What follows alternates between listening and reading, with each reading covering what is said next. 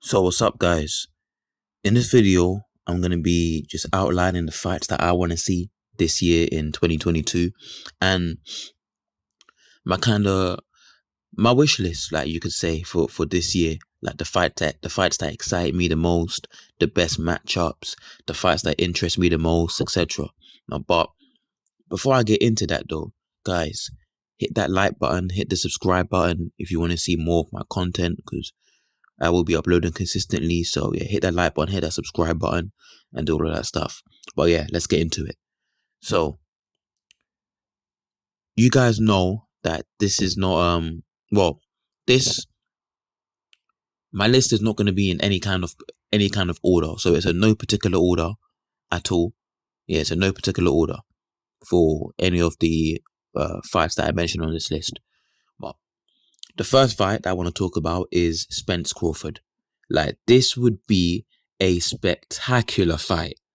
Like, people first started talking about this fight when Bud moved into the 147-pound division, the welterweight division, especially after he beat Jeff Horn.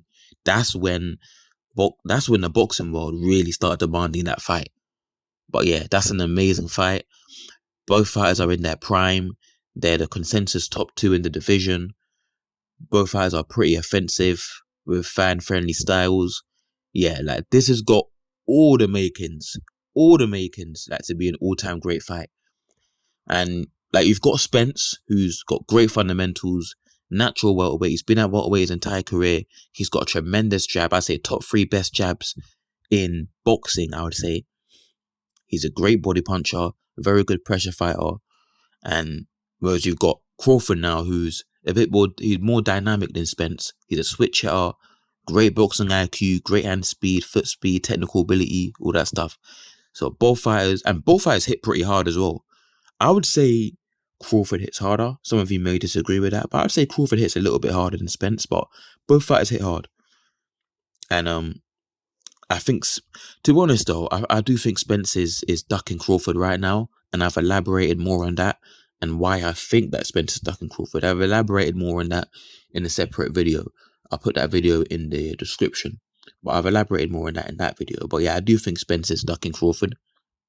I'm not going to go into that in this video. If you want to see why I think that, have a look at that video. The link will be in the description. But nonetheless, yeah, it's a great fight. It's a great fight, Spence Crawford. And now, the next fight on my list now is Yard versus Buatsi. This one, like, this is a domestic matchup.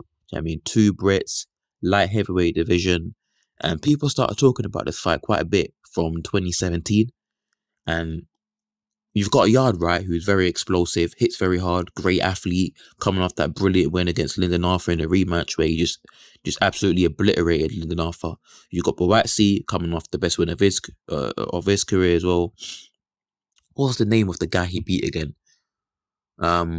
I forgot the name of I forgot the name of the guy he beat, but I know it was his best opponent to date. But yeah, Buatsi, you could argue, or a lot of people would say, he's a bit more technical than Yard.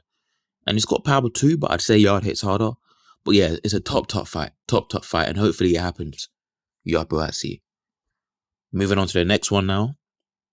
I would love to see Boots Ennis against Virgil Ortiz. I would absolutely love to see that fight. Tremendous fight. And I've got a video where I spoke a bit more about Boots, where I just detailed Ennis's athleticism and his strength and the strength that he possesses. So if you want to have a look at that video, again, I put the link of that in the description. I basically just spoke about Boots' style, his strengths, his weaknesses, etc., his athleticism, and how far you could go in the sport. So have a look in the description if you want to see that video. There'll be a link there. But man, Boots Ennis is a absolute bad boy fighter, and he's extremely gifted, extremely athletic, hits very hard, and he's grinding. The guy is hungry. He's hungry for success, you can tell. Virgil Ortiz, he's a solid good fighter, good jab, good combination puncher. He's tough. He's got a solid chin. We saw that against Kabiauskas, who he beat. He's got power as well. But I do think Boots is all around more talented. Definitely more talented. But nevertheless, I want to see the fight. I definitely want to see the fight.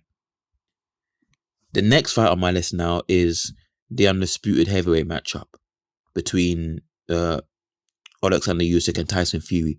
Usyk, he's coming off that brilliant win where he beat AJ, outboxed AJ. I would say Usyk won about 9 rounds in that fight. I'll give AJ 3 rounds. But yeah, Usyk comprehensively beat AJ. And you've got Fury. He's coming off the win against Wilder in the trilogy, the third fight. And with Fury, right, he's got great confidence. He's extremely confident. One of the most confident fighters you'll see probably ever. One of the most confident fighters you see. Extremely confident, supremely confident, and he's got exceptional fighting instincts. Like, he remains calm and composed under pressure very well, and he knows what to do when he's hurt, how to get out of a crisis.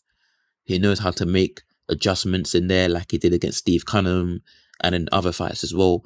And with the Cunningham fight specifically, though, Cunningham was he's of a similar size to Usyk, so it'd be interesting to see how Fury does against Usyk now, because Usyk are obviously better than Cunningham, but they're similar in size. But Usyk is better, and Fury hasn't really fought a style that is somewhat similar to Cunningham's since he beat Cunningham, and we saw how Fury struggled in that fight in the early rounds.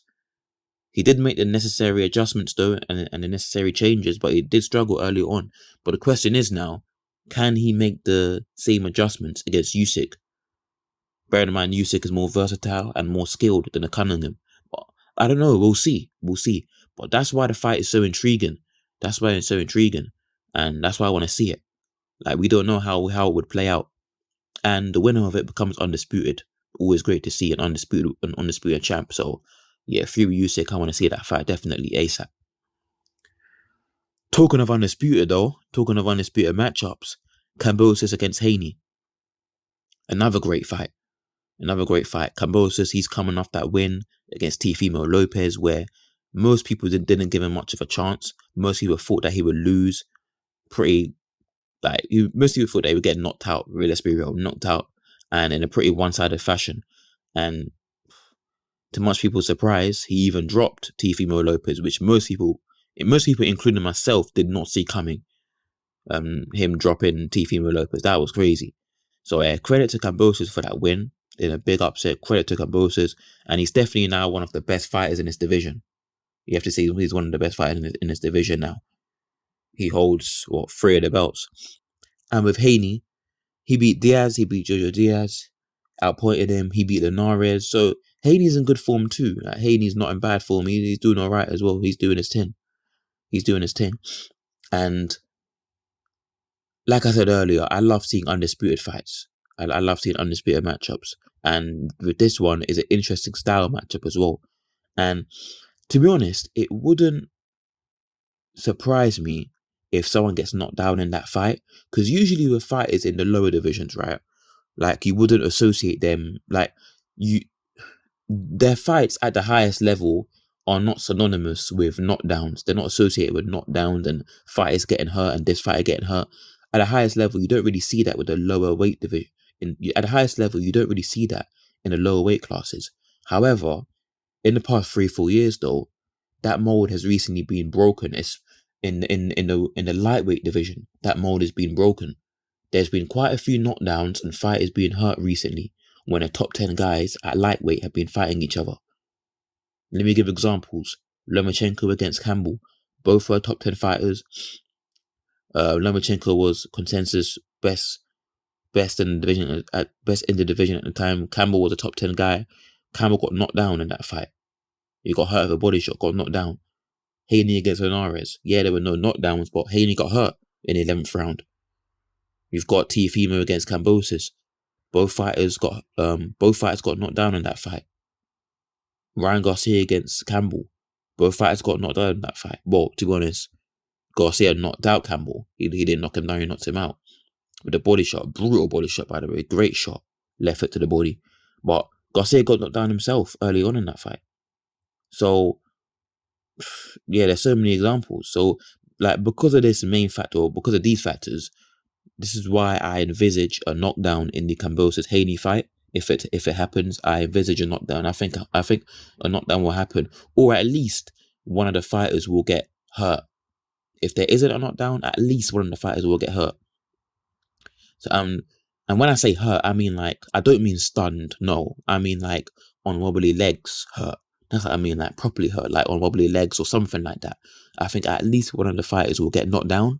Maybe both, but at least one of them will get knocked down. Or at least one of them will get hurt.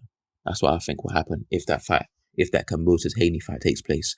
But yeah, that's it for this video, guys. And those are my fantasy fights, the fights I want to see get made for this year, 2022. So if you've liked this video, hit the like button and put in the comment section below what fights do you guys want to see for this year. But yeah, so until next time.